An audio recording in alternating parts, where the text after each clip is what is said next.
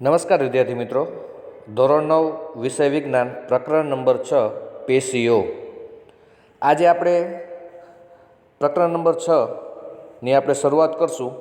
તો આપણે સૌપ્રથમ અગાઉનું આપણે સ્પષ્ટીકરણ લઈ લઈએ. પેશીઓ તો ઘણા બધા કોષો છે એ ભેગા થઈ અને પેશીની રચના કરે છે. અને પેશી છે એ એક અવયવની રચના કરે છે. તો આપણે પેશી વિશે સ્પષ્ટીકરણ કરીએ. કારણ કે સજીવનો પાયાનો એકમ કોષ છે અને કોષ છે એ જ ભેગા થઈ અને એક પેશીની રચના કરે છે.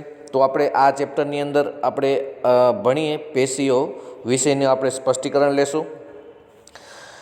તો અગાઉના પ્રકરણમાં આપણે જોયું કે બધા જ સજીવો કોષોના બનેલા છે. એક કોષીય સજીવોમાં એક જ કોષ પાયાના બધા જ કાર્યો કરે છે.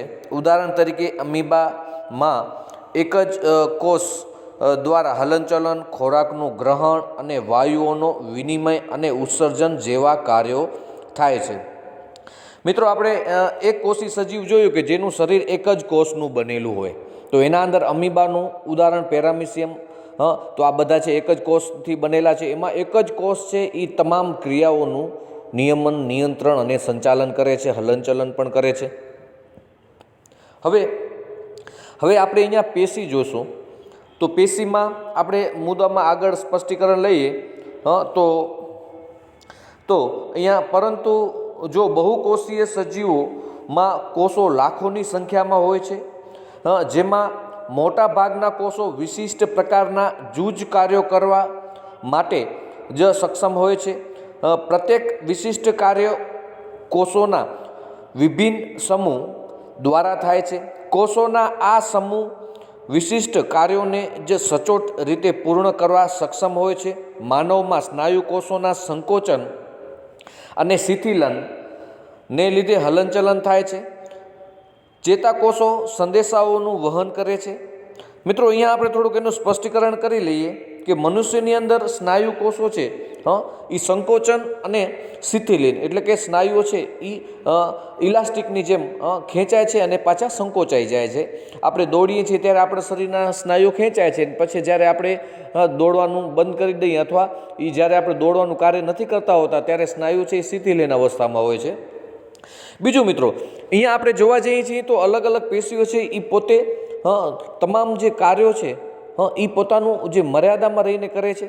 દાખલા તરીકે આપણે ઉદાહરણ લેવું હોય તો આપણે એમ કહી શકીએ કે દાખલા તરીકે ચેતાકોષ છે તો એ માત્ર ને માત્ર શરીરના તમામ અંગોમાંથી સંદેશાઓને ગ્રહણ કરશે, તમામ માહિતીઓને ગ્રહણ કરશે અને એ મગજ સુધી એ સંદેશાને ઉર્મી વેગે પહોંચાડવાનું કામ કરે છે. એનો મતલબ કે અહીં શ્રમની વહેંચણી જોવા મળે છે. તો આપણે એના વિશે આપણે થોડુંક આપણે અભ્યાસ કરતા જઈએ એટલે ખ્યાલ આવશે કે ચેતાકોષ સંદેશાઓનું વહન કરે છે. રુધિર પ્રવાહ દ્વારા ઓક્સિજન, ખોરાક અને અંતઃસ્રાવો અને નકામા દ્રવ્યોનું વહન થાય છે. વનસ્પતિઓમાં વાહક પેશીઓ દ્વારા ખોરાક અને પાણીનું વહન વનસ્પતિના એક ભાગમાંથી અન્ય ભાગોમાં થાય છે. આમ બહુકોષી સજીવો શ્રમ વિભાજન દર્શાવે છે. મિત્રો, એક વસ્તુ અહીંયા યાદ રાખવાનું છે કે બહુકોષી સજીવો છે એ શ્રમ વિભાજન દર્શાવે છે. એનો મતલબ કે જે પેશી છે અથવા જે કોષો છે અથવા જે કોષીય રચના છે એને જે એનું કાર્ય આપેલું છે એ જ કાર્ય કરશે અને અન્યને આપેલું છે તો એ અન્ય જે પેશી છે કે એ કાર્ય કરશે. તો સિમ્પલ આપણે ઉદાહરણ આપણે સમજીએ તો આપણું હૃદય છે એ રુધિરાભિસરણ તંત્ર છે. તો એના અંદર અશુદ્ધ રુધિર આવે છે, શુદ્ધ રુધિર શરીરમાં તમામ અંગો સુધી પહોંચે છે. ફેફસા છે એ શરીરમાં ઓક્સિજનનું પ્રમાણ ઉમેરે છે, કાર્બન ડાયોક્સાઇડને બહાર કાઢી નાખે છે. પછી આપણે પાચન તંત્ર જોઈએ તો એના અંદર ખોરાક છે એનું પાચન કરવાની ક્રિયા ચાલી રહી છે. તો આ તમામ બાબત આપણે જો સમજશું તો આ તો પ્રાણીની વાત કરી. વનસ્પતિમાં પણ મૂળ દ્વારા શોષાયેલું પાણી છે એમાં જલવાહક પેશી દ્વારા એ પર્ણ સુધી જાય છે અને પર્ણ છે વનસ્પતિનું રસોડું છે. તો પર્ણ શું કરશે કે ખોરાક બનાવે છે, સૂર્યપ્રકાશની હાજરીમાં પ્રકાશ સંશ્લેષણ કરી અને જે ખોરાક બને છે એ અન્વાહક પેશી દ્વારા વનસ્પતિના તમામ અંગો સુધીનું વહન કરે છે. તો આ બધી બાબત છે એના અંદર આપણે એમ કહેશું કે બહુકોષી સજીવોમાં શ્રમ વિભાજન જોવા મળે છે. ચલો આગળ મુદ્દો જોઈએ કે શરીરમાં ચોક્કસ પ્રકારના કાર્યો કરતા કોષો માટે મોટા ભાગે સમૂહમાં હોય છે અને તેઓ હંમેશા સમૂહમાં હોય છે. આ પરથી જાણી શકાય કે શરીરમાં એક નિશ્ચિત પ્રકારનું કાર્ય નિશ્ચિત સ્થાન પર કોષોના આ વિશિષ્ટ સમૂહ દ્વારા થાય છે. કોષોના આ સમૂહને પેશી કહે છે. આ પેશી વધારે કાર્યક્ષમતાથી કાર્ય કરવા માટે એક વિશિષ્ટ ક્રમમાં વ્યવસ્થિત રીતે ગોઠવાયેલા હોય છે. રુધિર, અન્નવાહક અને સ્નાયુઓના બધા જ પેશીઓના ઉદાહરણો છે. આપણે જોઈએ છીએ કે રુધિર, અન્નવાહક અને સ્નાયુ આ બધા પેશીઓના ઉદાહરણો છે. તો આવા કોષોના સમૂહ કે જે સંરચનાકીય સમાનતા ધરાવે છે, તેમને કોઈ એક કાર્ય એક સાથે એકઠા થઈને પૂર્ણ કરે છે. તે સમૂહમાં ગોઠવાઈને પેશીનું સ્વરૂપ ધારણ કરે છે. આ મુદ્દો એક મિત્રો સમજવાનો છે કે એવા કોષોના સમૂહ કે જે સંરચનાકીય સમાનતા ધરાવે છે, તેમને કોઈ એક કાર્ય એક સાથે એકઠા થઈને પૂર્ણ કરે છે. તે સમૂહમાં ગોઠવાઈને પેશીનું સ્વરૂપ ધારણ કરે છે. તો આ મુદ્દો આપણે સમજો, આ એની સંકલ્પના હતી, એટલે કે આ એનું પ્રાથમિક જ્ઞાન. અને આ ચેપ્ટર આપણે જે શરૂ કરવા જઈ રહ્યા છીએ, તો આ ચેપ્ટરનું જે આપણે અગત્યના મુદ્દાઓ છે એનું જે પ્રાથમિક બાબત હતી એની આપણે શીખી. હવે આપણે આગળ જોઈએ તો પહેલો ટોપિક આપણો છે, શું વનસ્પતિઓ અને પ્રાણીઓ સમાન પ્રકારની પેશીઓના બનેલા હોય છે? તો આ મુદ્દાનો આ પ્રશ્નનો આપણે જવાબ મેળવીએ તો આપણે આગળ વધીએ કે આવો આપણે હવે વિભિન્ન પેશીઓની સંરચનાઓ તથા તેમના કાર્યોની તુલના કરીએ. અને શું વનસ્પતિઓ અને પ્રાણીઓ સમાન સંરચના હોય છે? શું બંનેના કાર્યો સમાન કાર્યો કરે છે? બંને વચ્ચેની નોંધનીય તફાવત હોય છે? વનસ્પતિઓ સ્થાયી કે સ્થાપિત હોય છે? તે સ્થાનાંતર કરી શકતા નથી. જોકે તેઓ, કારણ કે વનસ્પતિનો એક ગુણધર્મ છે, તે સ્થાનાંતરિત એટલે કે હલનચલન કરી શકતા નથી, બરાબર. જોકે તેઓ ટટાર ઊભા રહેવાનું હોવાથી તે મોટા ભાગની પેશીઓ આધાર એટલે કે મજબૂતાઈ આપવાવાળી હોય છે. અને આ પેશીઓના કોષો સામાન્ય રીતે મૃત હોય છે. બીજી બાજુ કે પ્રાણીઓનો આહાર, પ્રજનન અને રહેઠાણ માટેની શોધમાં અહીં તહીં વિચરણ કરે છે. તેઓ વનસ્પતિઓની તુલનામાં વધુ ઉર્જા વાપરે છે. તો પ્રાણીઓની મોટા ભાગની પેશીઓ જીવંત હોય છે. મિત્રો, અહીંયા એક મુદ્દાનું સ્પષ્ટીકરણ કરી દઉં કે વનસ્પતિઓ છે એ એક જ જગ્યાએ અને ટટાર રહે છે, એટલે કે એના જે કોષો છે એને યાંત્રિક મજબૂતાઈ એને આપે છે, એટલા માટે તેના કોષો છે એ મૃત હોય છે. પરંતુ પ્રાણીઓ છે તો પ્રાણી ખોરાક માટે હલનચલન કરે છે, પ્રજનનની અવસ્થા માટે અથવા પોતાના કાર્યો અર્થે જ્યારે પ્રાણી છે એ ખોરાકની શોધમાં જ્યારે પોતે સ્થાનાંતરિત થાય છે ત્યારે એને વધારે ઉર્જાની જરૂર પડે છે. તેથી પ્રાણીઓની અંદર એના કોષો છે એ જીવંત હોય છે. એટલો મિત્રો એક મુદ્દો યાદ રાખવાનો છે, એના કોષો છે એ જીવંત હોય છે, એટલે કે પ્રાણીઓના મોટા ભાગની પેશીઓ જીવંત હશે, બરાબર. જ્યારે વનસ્પતિમાં આ પેશીના કોષો સામાન્ય રીતે મૃત હોય છે. આગળ વધીએ કે પ્રાણીઓ અને વનસ્પતિઓની વચ્ચે વૃદ્ધિ અને અનુલક્ષીને એક સામાન્ય તફાવત હોય છે. તો એ કયો સામાન્ય તફાવતો છે એ મુદ્દો લઈએ કે વનસ્પતિઓની વૃદ્ધિ કેટલાક પ્રદેશો કે ક્ષેત્રો સુધી જ સીમિત રહે છે, જ્યારે પ્રાણીઓમાં આવું હોતું નથી. વનસ્પતિઓમાં કેટલીક પેશીઓ છે એ જીવન પર્યાપ્ત વિભાજન પામતી રહે છે અને આ પેશીઓ કેટલાક વિસ્તાર સુધી સીમિત હોય છે. અને પેશીઓની વિભાજન ક્ષમતાને આધારે વિવિધ વનસ્પતિઓ પેશીઓને વર્ગીકૃત કરાય છે, જેમ વૃદ્ધિ પામતી વર્ધનશીલ પેશી અને સ્થાયી પેશી. પ્રાણીઓમાં કોષીય વૃદ્ધિ માટે મોટા ભાગે એક રૂપ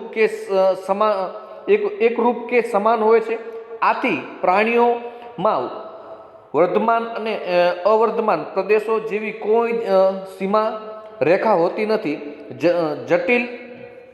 જટિલ વનસ્પતિની સરખામણીમાં જટિલ પ્રાણીઓના અંગો અને અંગતંત્રની રચના વધારે વિશિષ્ટ તેમજ સીમિત હોય છે. આ પાયાના તફાવત સજીવોના બે મહત્વપૂર્ણ સજીવ સમૂહ સૂચવે છે કે જેઓ વિભિન્ન જીવન પદ્ધતિઓ દર્શાવે છે. ખાસ કરીને તેઓ ખોરાક ગ્રહણની પ્રક્રિયામાં તેમજ ઉપરાંત એક બાજુએથી વનસ્પતિમાં કે જે એક જ સ્થાને સ્થાયી છે, જ્યારે બીજી તરફ પ્રાણીઓ પ્રચલન માટે અંગતંત્રમાં વિકાસના હેતુસર વિભિન્ન પ્રકારનું અનુકૂલન ધરાવે છે. જટિલ કે ઉચ્ચ કક્ષાના પ્રાણીઓ અને વનસ્પતિઓના દેહના સંદર્ભમાં હવે આપણે પેશીઓની બાબતે વિસ્તૃતમાં ચર્ચા કરીશું.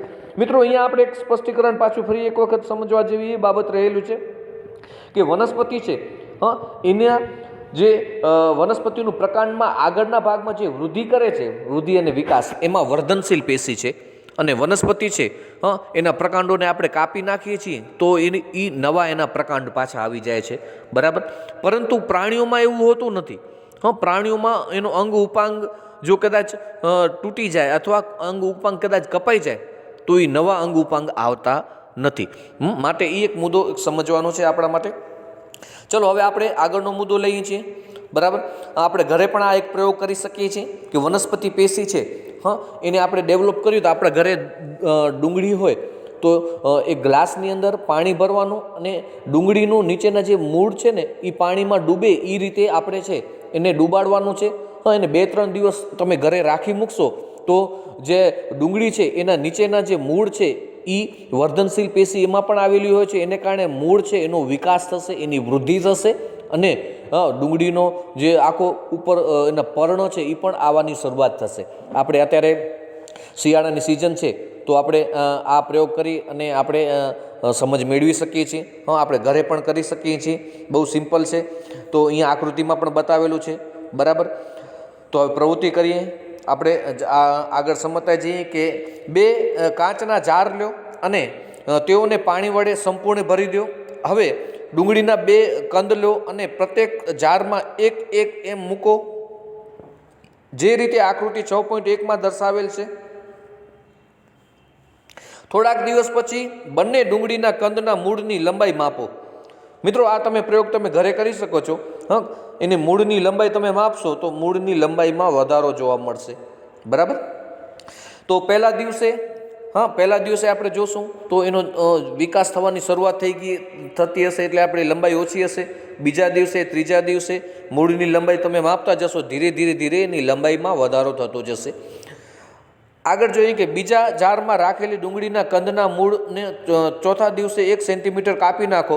જ્યારે બાદ બંને જારમાં રખાયેલા ડુંગળીના કંદોમાં મૂળની લંબાઈને 5 દિવસ સુધી નિરીક્ષણ કરો અને પ્રત્યેક દિવસે મૂળની વૃદ્ધિના માપને નીચેના કોષ્ટકમાં દર્શાવો.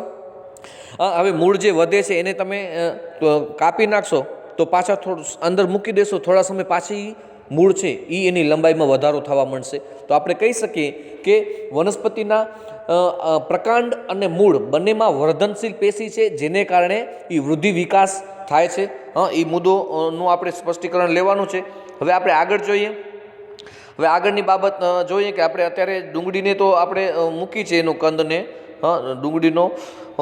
તો હવે એનું નિરીક્ષણ આપણે કરીએ અને આપણે શું એનો તારણ મળે છે જોઈએ. ઉપરોક્ત નિરીક્ષણને અનુલક્ષીને નીચેના પ્રશ્નોના જવાબ આપો. 1 જારમાં રાખેલ ડુંગળીના કંદના મૂળની લંબાઈમાં લંબાઈ વધારે છે. શા માટે? કેમ લંબાઈ વધે છે? તો મેં એનું તમને સ્પષ્ટીકરણ કરી દીધું. કારણ કે વનસ્પતિના પ્રકાંડ અને મૂળની અંદર વર્ધનશીલ પેશી આવેલી છે, એને કારણે એના પ્રકાંડ છે એ વૃદ્ધિ વિકાસ કરે છે, એનું અને મૂળ પણ વૃદ્ધિ વિકાસ કરે છે. અને મૂળનું કાર્ય છે જમીનમાં ખનિજ ક્ષારોનું શોષણ કરવાનું, એટલે કે એની લંબાઈમાં વધારો થાય છે. તેથી એનું જેટલું ક્ષેત્રફળ વધે એટલું એ ખનિજ ક્ષારો છે જમીનમાંથી શોષી અને એ પર્ણ સુધી પહોંચાડી શકે. અને પર્ણ વનસ્પતિનું રસોડું છે, તો વનસ્પતિ પ્રકાશ સંશ્લેષણ કરી અને ખોરાક બનાવી અને પોતાનું જીવન છે એ ટકાવી શકે છે. આગળ મુદ્દો લઈએ. તો બીજો મુદ્દો છે કે મૂળના આ ભાગને આપણે કાપી નાખીએ પછી પણ તેની વૃદ્ધિ થઈ છે.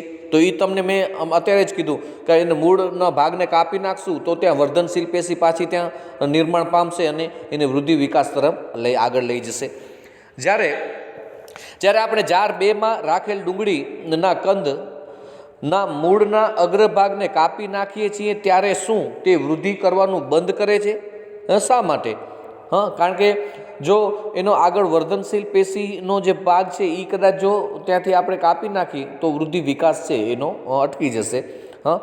તો હવે આપણે આગળની સમજણ લઈએ છીએ કે વનસ્પતિઓમાં કેટલાક નિશ્ચિત વિસ્તારો કે પ્રદેશોમાં થાય છે. અમુક વનસ્પતિઓ છે અમુક વિસ્તારમાં થશે. દાખલા તરીકે વનસ્પતિ ઠંડા પ્રદેશમાં થતી હોય એને ગરમ પ્રદેશમાં એને વાતાવરણ અનુકૂલિત નહીં થાય. બરાબર, ગરમ પ્રદેશ હશે અથવા એવો પ્રદેશ હશે કે જ્યાં વનસ્પતિ છે એ પોતે આજુબાજુના વાતાવરણની અનુકૂળતા એને મળશે તો એ વનસ્પતિ એવા વિસ્તારમાં થશે. અન્ય વિસ્તારમાં આપણે લઈ જશું તો ત્યાં એ નહીં થાય. તો એની પણ આપણે સમજણ લઈ લે કે વનસ્પતિઓમાં વૃદ્ધિ કેટલાક નિશ્ચિત વિસ્તાર કે પ્રદેશમાં થાય છે. આવું વિભાજનશીલ પેશીઓના કારણે થાય છે અને આ પેશીને આપણે વર્ધનશીલ પેશી તરીકે પણ ઓળખાય છે. આ પેશી આવા પ્રદેશમાં જે જોવા મળે છે કે વર્ધનશીલ પેશી કયા ભાગમાં આવેલી છે તેના આધારે તેને અગ્રસ્ત, પછી પાર્શ્વીય અને આંતરવિષ્ટ પ્રકારના વર્ગીકરણ કરાય છે. તો આપણે આકૃતિ નીચે આપેલી છે 6.2, તેમાં વર્ધનશીલ પેશી દ્વારા નિર્માણ પામેલી નવા કોષોની શરૂઆતમાં વર્ધનશીલ પેશી જેવા હોય છે, પરંતુ જેમ જેમ તે વૃદ્ધિ પામી અને પરિપક્વ બને છે તેના લક્ષણો ધીમે ધીમે પરિવર્તન પામે છે અને તે સામાન્ય પેશીઓના ઘટકોના સ્વરૂપમાં વિભાજન થઈ જાય છે. તો આપણે એનું અહીં આકૃતિ આપેલી છે એનું આપણે જરાક સમજણ લઈ લઈએ કે અહીંયા આપણે જોવા જઈએ વનસ્પતિનો દેહમાં વર્ધનશીલ પેશીનું સ્થાન આપણે જોવામાં આવેલું છે. વર્ધનશીલ પેશી એનું સ્થાન આપણે જોયું છે કે આ પાર્શ્વી એટલે પાછળના ભાગમાં છે, ને અગ્રસ્ત વર્ધનશીલ પેશી એટલે આગળના ભાગમાં છે, ને આંતરવિષ્ટ વર્ધનશીલ પેશી એ અંદરના ભાગમાં આવેલી છે. બરાબર, તો એની આપણે સ્પષ્ટીકરણ લીધું. હવે આગળનો મુદ્દો આપણે જોઈએ કે અગ્ર વર્ધનશીલ પેશી મૂળ અને પ્રકાંડની વૃદ્ધિવાળા ભાગમાં હોય છે. એની પણ મેં તમને સમજૂતી આપી દીધી અને તેની લંબાઈમાં વૃદ્ધિ કરે છે. ને પ્રકાંડના પરિધીય વિસ્તાર તેમજ મૂળના વૃદ્ધિ પાર્શ્વીય વર્ધનશીલ પેશી એને કારણે થાય છે. અને આંતરવિષ્ટ વર્ધનશીલ પેશી કેટલીક વનસ્પતિઓની ગાંઠની નજીક જોવા મળે છે. આંતરવર્ધનશીલ પેશી એની ગાંઠની નજીક, અહીંયા ગાંઠ આવેલી છે એટલે કે બીજું પ્રકાંડ ત્યાંથી નીકળતું હોય તો ત્યાં ગાંઠ આવેલી હોય તો ત્યાં એ જોવા મળે છે. અહીંયા પણ જોવા મળે છે, તમે જોઈ શકો છો. એ આંતરવર્ધનશીલ પેશી છે જે ગાંઠની નજીક જોવા મળે છે. હવે આપણે આગળનો મુદ્દો લઈએ છીએ. એના અંદર વર્ધનશીલ પેશીની થોડીક વાત છે એ પણ પાછી અહીંયા પુનરાવર્તિત કરી દઈએ કે વર્ધનશીલ પેશીના કોષો ખૂબ જ સક્રિય હોય છે.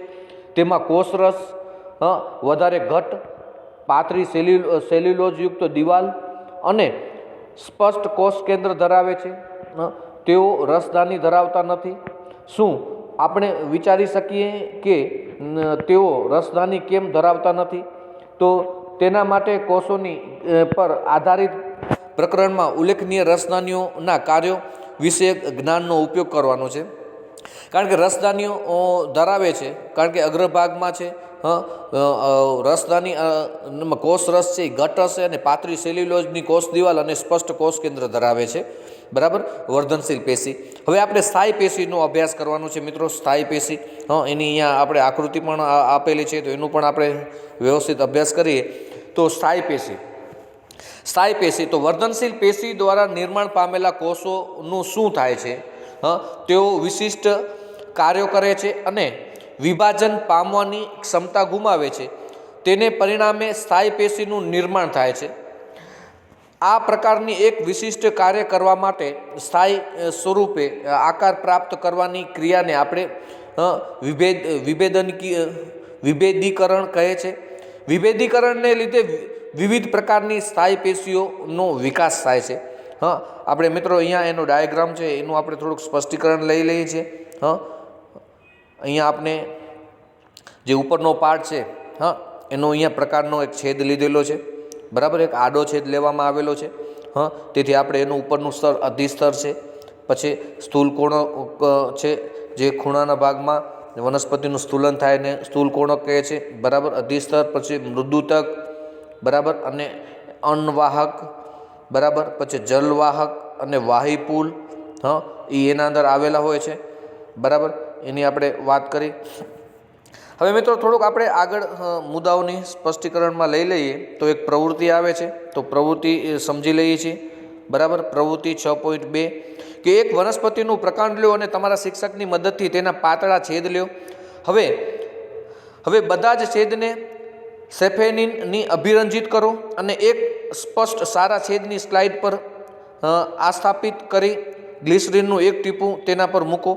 તેને કવર સ્લિટ વડે ઢાંકી દો અને સૂક્ષ્મ દર્શક વડે સ્લાઇડનું અવલોકન કરો. વિભિન્ન પ્રકારના કોષોનો અભ્યાસ કરો અને તેના વિન્યાસ કે ગોઠવણીનું અધ્યયન કરો અને આકૃતિ 6.3 સાથે તેની તુલના કરો. મિત્રો આપણે ધોરણ 8ની અંદર પણ તમે ભણી ગયેલા છો કે કોઈ પણ વનસ્પતિ હોય એનો આડો છેદ લેવામાં આવતો હોય ત્યારે એના અંદર અભિરંજિત એટલે કે એના કોષોના ભાગોને રંગીન જોવા માટે આપણે અહીંયા સેફ્રેનિન અભિરંજિત કરવાનું છે અને એક સ્લાઇડ બનાવવાની છે અને સ્લાઇડ બનાવી અને આપણે ને સૂક્ષ્મ દર્શક યંત્રની મદદથી જોવાનું છે. તેથી એના સૂક્ષ્મ ભાગો છે એનું પછી આપણે અધ્યયન પણ કરવાનું છે, બરાબર. હવે આપણે આગળ પ્રવૃત્તિ લઈએ. તો હવે તમારા અવલોકનના આધારે નીચે આપેલા પ્રશ્નોના જવાબ આપો. શું બધા જ કોષોની સંરચના સમાન હોય છે? કેટલાક પ્રકારના કોષો જોવા મળે છે? શું આપણે તેના કારણો પર વિચારી શકીએ છીએ કે કોષોના આટલા પ્રકારો શા માટે છે? આપણે મૂળના પણ આડો છેદ લઈ શકીએ તથા બીજી વનસ્પતિના મૂળ અને પ્રકારના પણ છેદ લઈ અને અભ્યાસ કરી શકીએ. તો અહીંયા મિત્રો એક આડો છેદ એટલે કે કોઈ પણ વનસ્પતિનો પ્રકાંડ હોય, મૂળ હોય, એનો આપણે આડો છેદ લઈ અને એનું અધ્યયન કરી અને વિવિધ એના જે અંદરની કોષો છે એનો પણ આપણે સંરચનાનો પણ આપણે અભ્યાસ કરી શકીએ છીએ. તો અહીં આપણે એક આડો છેદ પ્રકારનો આપણે આકૃતિ બતાવેલી છે, એનો આડો છેદ લેવામાં આવ્યો છે અને કેવું દેખાય છે એ પણ અહીંયા આપણે બતાવવામાં આવેલી છે. અને આવા અલગ અલગ અંદરના ભાગો દેખાય છે અને અહીંયા સેફ્રેનિન દ્વારા અભિરંજિત કરવામાં આવેલું છે, બરાબર. તો એને કારણે અંદર કોષો છે એ બધા રંગીન દેખાય છે, જેથી તેનો અભ્યાસ કરવો અને કોષો છે એનો સરળતાથી આપણે ઓળખવામાં પણ મદદરૂપ થાય છે. તો હવે સરળ પેશીનું આપણે અધ્યયન કરી લઈએ મિત્રો. તો અધિસ્તરની નીચે આવેલા થોડાક સ્તરોના કોષો સામાન્ય રીતે સરળ સ્થાયી પેશી છે. મૃદુતક વધુ સામાન્ય સરળ સ્થાયી પેશી છે. તે પાતળી કોષ દિવાલ વાળા સરળ કોષની બનેલી છે. આ કોષો જીવંત છે. તેઓ સામાન્ય રીતે શિથિલન ગોઠવણી ધરાવે છે.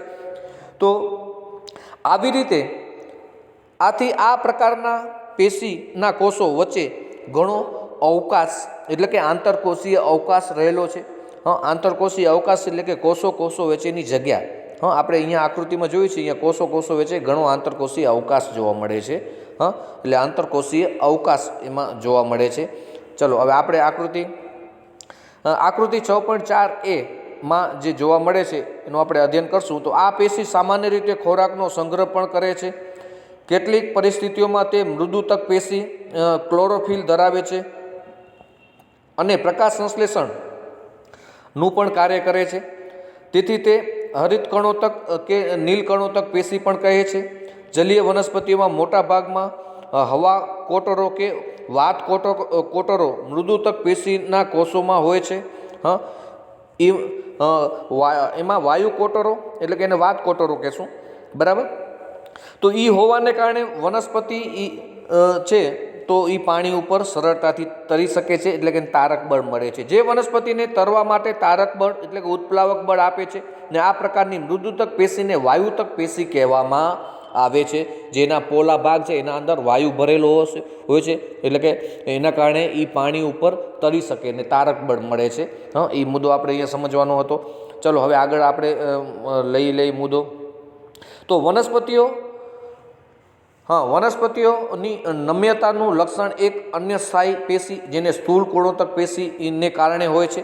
તે વનસ્પતિઓના વિવિધ ભાગો જેવા કે સૂત્રો અને વેલાઓના પ્રકાંડને તૂટ્યા વગર વળવાની નમ્યતા બક્ષે છે અને તે વનસ્પતિઓને તે અહીંયા આપણે આકૃતિ બતાવેલી છે એ અનુસંધાને આપણે વનસ્પતિના જે કોઈ પણ ખૂણાનો ભાગ હોય અથવા વનસ્પતિના વહેલા હોય વળીને જાય છે અથવા એના જે ઉપર સૂત્રાંગો દ્વારા એને ઉપર ચડવા માટે પણ આ જે પેશી છે એ એને શું કહેવાય મજબૂતાઈ આપે છે. હવે આગળ જોઈએ કે હજુ પણ એક અન્ય પ્રકારની સ્થાયી પેશીને દ્રઢોતક પેશી છે. તે પેશી વનસ્પતિને દ્રઢતા એટલે કે એને મજબૂતાઈ આપે છે. યાંત્રિક એને મજબૂતાઈ આપશે. મજબૂતાઈ આપે છે. આપણે નારિયેળને રેસાઓયુક્ત છાલને જોયેલું છે તે દ્રઢોતક પેશીના બનેલા છે. આપણે નારિયેળનો છાલ જોઈએ છે એને નારિયેળને છોલવું હોય તો કેટલું કઠિન પડે છે કારણ કે એના રેસાઓ છે દ્રઢોતક પેશીના બનેલા હોય છે એને મજબૂતાઈ આપે છે. યાંત્રિક મજબૂતાઈ. નારિયેળ કદાચ ઉપરથી નીચે પડે છે એના છોડમાંથી તો પણ અંદર તૂટતું નથી. એનું કારણ છે કે એને દ્રઢોતક પેશી છે એને દ્રઢ આધાર આપી અને મજબૂતાઈ આપે છે. આ પેશીના કોષો મૃત હોય છે. તે લાંબા અને પાતળા હોય છે કારણ કે આ પેશીના કોષોની કોષ દિવાલ લિગ્નિનને લીધે જાડી હોય છે. જો કે આ પેશીના કોષોની કોષ દિવાલ જાડી હોય છે તેથી કોષોની વચ્ચે આંતરકોષીય અવકાશ હોતો નથી. એના વચ્ચે આંતરકોષીય અવકાશ નહીં હોય. બરાબર. જે આકૃતિ 6.4c બતાવેલું છે. આપણે એ પણ અહીંયા જોઈએ છીએ કે જે આકૃતિ બતાવેલી છે એની આપણે સમજણ લઈએ જે 4c આના અંદર કે સાંકડો અવકાશ અને લિગ્નિનથી જાડી કોષ દિવાલ આપેલી છે. બરાબર. અને એને કારણે મજબૂતાઈ મળે છે. ચલો, યાંત્રિક આધાર પણ આપે છે અને આપણે આ પેશીને અધિસ્તરની નીચે પર્ણદંડમાં જોઈ શકીએ છીએ. ને આ પેશીના કોષો જીવંત, લાંબા અને કોણીય બાજુએ અને અનિયમિત મોટા હોય છે અને કોષોની વચ્ચે ઓછો અવકાશ હોય છે. બરાબર. અહીંયા બધાની આકૃતિ પણ આપેલી છે. કોષની દિવાલનું સ્થૂલન, કોષ કેન્દ્ર, રસધાની અને કોષ દિવાલ. બરાબર. ચલો હવે આગળ જોઈએ કે આ પેશી પ્રકાંડ વાહિપુલની નજીક પર્ણની શિરાઓમાં તેમજ બીજ અને ફળોની કઠણ છાલમાં હાજર હોય છે. તે વનસ્પતિ ભાગોને મજબૂતાઈ આપે છે. આપણે વનસ્પતિનું કોઈ પણ ફળ ખાઈએ છીએ એનું બાહ્ય આવરણ છે એ હંમેશા મજબૂત હોય છે. જેને કારણે આ પેશી છે એને મજબૂતાઈ આપવાનું કાર્ય કરે છે. ઓકે. હવે ત્યાર પછી મિત્રો પ્રવૃત્તિ આવે છે. પ્રવૃત્તિ જોઈ લઈએ. તો પ્રવૃત્તિમાં આપેલું છે કે રીયોના તોડેલા તાજા પર્ણ લો, તેને દબાણ આપીને એવી રીતે તોડો કે જેથી પર્ણની છાલ અલગ નીકળી આવે છે. આ છાલને અલગ કરી પાણી ભરેલી પેટ્રી ડીશમાં મૂકો ને તેમાં થોડા ટીપા સેફ્રેનિન મૂકો ને થોડા સમય પછી એટલે કે લગભગ 2 મિનિટ પછી છાલને સ્લાઇડ પર આસ્થાપિત કરો એટલે કે એના ઉપર સ્થાયી કરો અને તેના પર ધીમેથી કવર સ્લિપ ઢાંકી દેવાની છે અને ત્યાર પછી તેને સૂક્ષ્મ દર્શક યંત્ર દ્વારા અવલોકન કરવાનું છે. સૂક્ષ્મ દર્શક યંત્ર દ્વારા આપણે અવલોકન કરીએ તો આપણે શું જોવા મળે છે એની આપણે અહીંયા સમજ મેળવી લઈએ.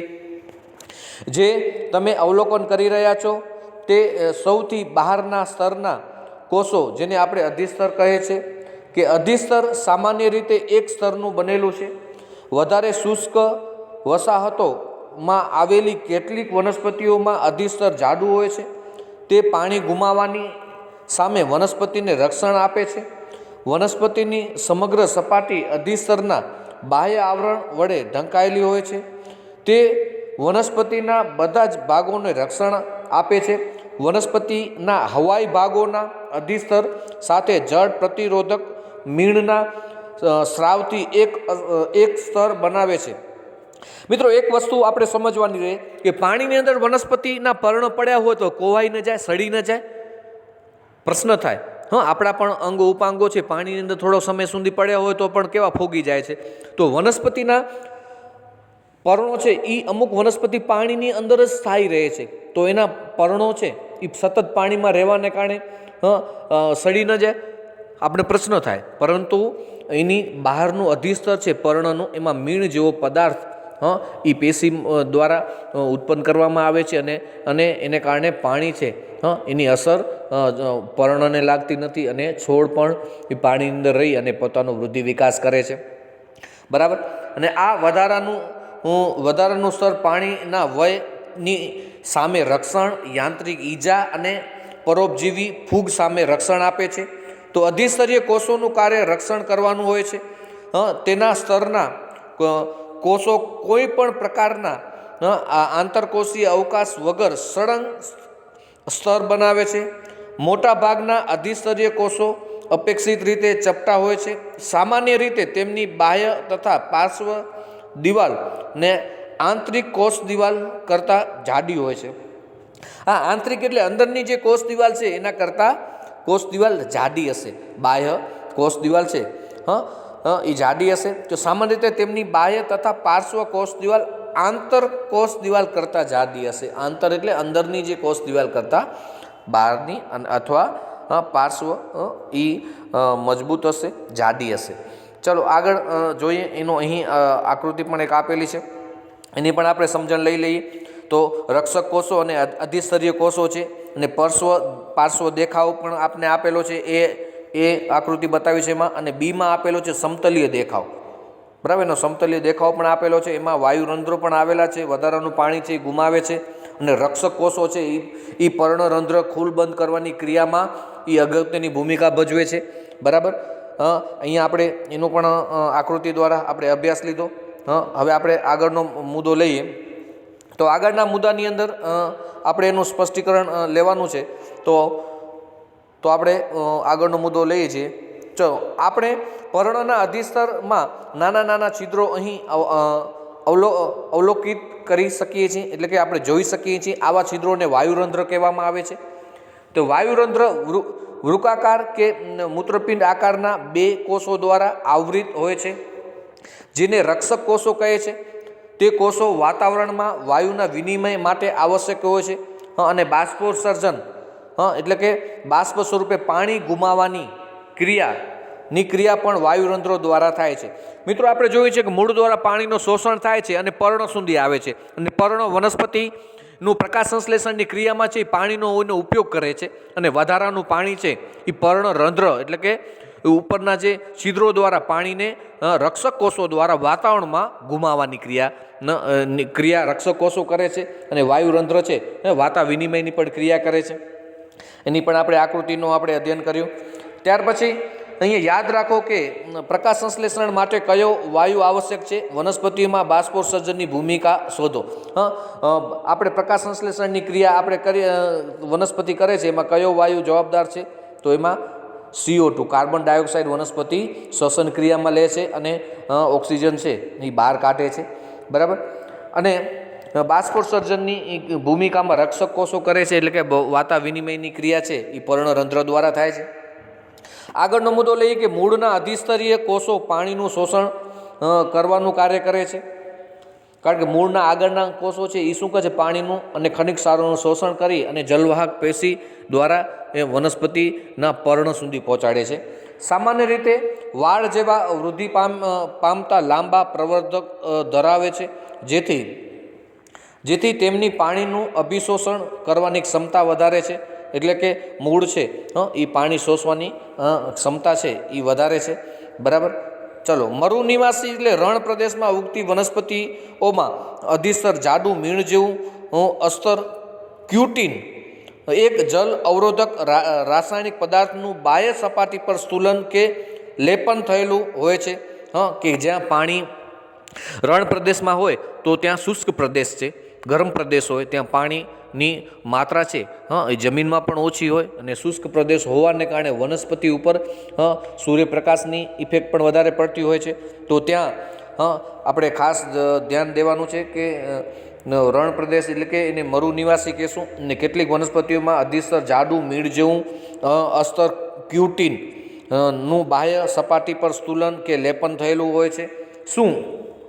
શું આપણે તેનું કારણ વિચારી શકીએ છીએ કે શું એક વૃક્ષની શાખાનું બાહ્ય સ્તર તરુણ પ્રકાંડના બાહ્ય સ્તર કરતાં જુદું હોય છે? પ્રશ્ન છે. તો હવે આપણે એનો પણ આપણે અભ્યાસ લેશું કે જેમ વૃક્ષની ઉંમર વધે છે તેમ તેમ બાહ્ય રક્ષણાત્મક પેશીઓમાં કેટલાક પરિવર્તનો જોવા મળે છે.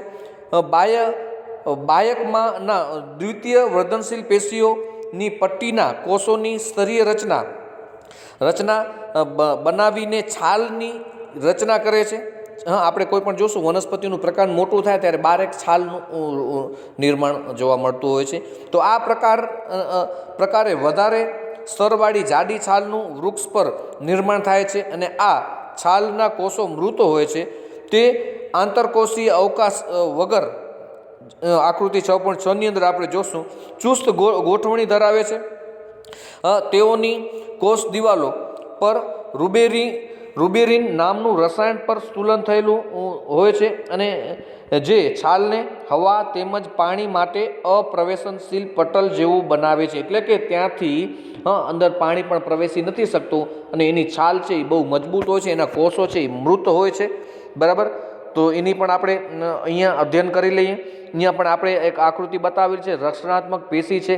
બરાબર. ઉપરનું અધિસ્તર પણ બતાવેલું, તૂટેલું અધિસ્તર ને ત્વચાના કોષો બતાવેલા છે અને છાલ છે એ શું કરે છે, ઉપર રક્ષણાત્મક આવરણ બનાવી અને વનસ્પતિને મજબૂતાઈ આપવાનું કાર્ય કરે છે.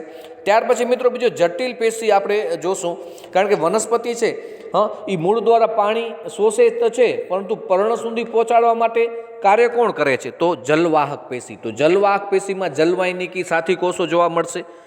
અને ખોરાક પર્ણમાં બને છે તો પર્ણમાં ખોરાક બની અને મૂળ સુધી પણ જાય છે, અથવા વનસ્પતિમાં અલગ અલગ અંગ ઉપાંગોમાં પ્રકાંડોમાં જાય છે. તો એના અંદર પણ અન્નવાહક પેશી કાર્ય કરે છે. એનું આપણે તમામનું આપણે અહીંયા જટિલ પેશીની અંદર આપણે એનું અધ્યયન લઈ લઈએ છીએ. તો હવે આપણો આવશે જટિલ પેશી. તો જટિલ પેશીની આપણે સમજણ લઈએ છીએ. તો જટિલ પેશી તો અત્યાર સુધી એક પ્રકારના કોષોની બનેલી વિભિન્ન પ્રકારની પેશીઓ પર ચર્ચા કરી ચૂક્યા છીએ. હવે આવી પેશીઓની સરળ સ્થાયી પેશી કહે છે. અન્ય પ્રકારની સ્થાયી પેશીને જટિલ પેશી, જટિલ સ્થાયી પેશી પણ કહે છે. જટિલ સ્થાયી પેશી એક કરતાં વધારે પ્રકારના કોષોની બનેલી હોય છે અને બધા એક સાથે મળીને એક સામાન્ય કાર્ય કરે છે. એમાં જલવાહક અને અન્નવાહક આ પ્રકારની જટિલ સ્થાયી પેશીઓના ઉદાહરણો છે. બરાબર. કારણ કે જલવાહક ને અન્નવાહક તો એના અંદર પણ આવેલા જે કોષો છે એ આ કાર્ય કરે છે. તો એના વિશેનું આપણે અધ્યયન કરતા જઈએ. તો તેઓ બંનેને વાહક પેશી પણ કહે છે અને તેઓ મળીને વાહિપુલનું નિર્માણ કરે છે. આ પેશી જટિલ વનસ્પતિઓની એક લાક્ષણિકતા છે કે જે તેઓ સ્થળજ વાતાવરણમાં રહેવા માટે અનુકૂલન બનાવે છે. આકૃતિ 6.3 આપણે જોશું કે પ્રકાંડનો એક ભાગ દેખાડવામાં આવ્યો છે. શું આપણે વાહિપુલમાં હાજર રહેલા વિભિન્ન પ્રકારના કોષોને જોઈ શકીએ છીએ? ચલો, એમાં કયા કયા કોષો હશે? તો જલવાહક પેશીમાં જલવાહિનીકી, જલવાહિની અને જલવાહક મૃદુતક અને જલવાહક તંતુ આ બધા ભેગા મળી અને આપને જલવાહક પેશી બનાવે છે, બનેલી હોય છે. ત્યાર પછી જલવાહિનીકી અને જલવાહિની પુખ્ત હોય છે ત્યારે કોષની જાડી હોય છે અને મૃત કોષો ધરાવે છે. જલવાહિનીકી અને જલવાહિની નલિકા કારક રચના છે અને આ એકમો પણ ખનિજ ક્ષારોનું ઉર્ધ્વ તરફ પ્રસરણ કરે છે. ઉર્ધ્વ તરફ મૂળની અંદર પાણીનું શોષણ થાય છે અને પાણી છે એ ઉર્ધ્વ દિશામાં, એટલે કે ગુરુત્વાકર્ષણની વિરુદ્ધ દિશામાં મૂળમાંથી શોષાયેલું પાણી પ્રકાંડમાંથી પર્ણ સુધી પહોંચે છે અને પર્ણ છે પ્રકાશ સંશ્લેષણની ક્રિયામાં એનો ઉપયોગ કરે છે પાણી અને ખનિજ ક્ષારોનો. અને ખોરાક પર્ણમાં બને છે, એટલે કે પર્ણ વનસ્પતિનું રસોડું છે. હવે આગળ જોઈએ તો મૃદુકીય એટલે કે જલવાહક મૃદુતક એક ખોરાકનો સંગ્રહ કરે છે અને જલવાહક તંતુઓ મુખ્યત્વે આધારો તક કાર્ય કરે છે. તો અન્નવાહક પેશીના 5 પ્રકારના એકમો છે. એક ચાલની કોષો, ચાલની નલિકા, સાથી કોષો, અન્નવાહક તંતુઓ અને અન્નવાહક મૃદુતકની બનેલી હોય છે. આકૃતિ 6.7 ની અંદર આપણે જોઈએ છીએ કે ચાલની નલિકા છિદ્રિષ્ટ કોષ દિવાલયુક્ત અને નલિકાકાર કોષીય રચના છે અને અન્નવાહક પેશી જલવાહક પેશીની વિભિન્ન પદાર્થોને કોષમાં બંને દિશામાં ગતિ કરાવે છે અને અન્નવાહક પર્ણોથી ખોરાકનું વહન વનસ્પતિના વિભિન્ન ભાગો સુધી કરે છે અને અન્નવાહક તંતુ સિવાયના અન્નવાહકના કોષો કે એકમો જીવંત કોષો કે એકમો હોય છે. તો મિત્રો અહીંયા આપણે આકૃતિની પણ સમજણ મેળવી લઈએ કે જ્યારે વનસ્પતિની અંદર જટિલ પેશી છે તો એ એક અન્નવાહક છે અને એક જલવાહક છે. તો જલવાહક છે મૂળ દ્વારા શોષેલું પાણી પર્ણ સુધી પહોંચાડે છે અને અન્નવાહક પેશી છે એ પર્ણમાં ખોરાક બને છે એ છે વિભિન્ન ભાગોમાં એટલે કે પ્રકાંડોમાં અને મૂળ સુધી પહોંચાડે છે. એની અહીંયા સંરચના છે એનું આપણે અધ્યયન કરી લઈએ. તો આ જલવાહિનીકી છે, આ જલવાહિની છે અને આ જલવાહક મૃદુતક છે.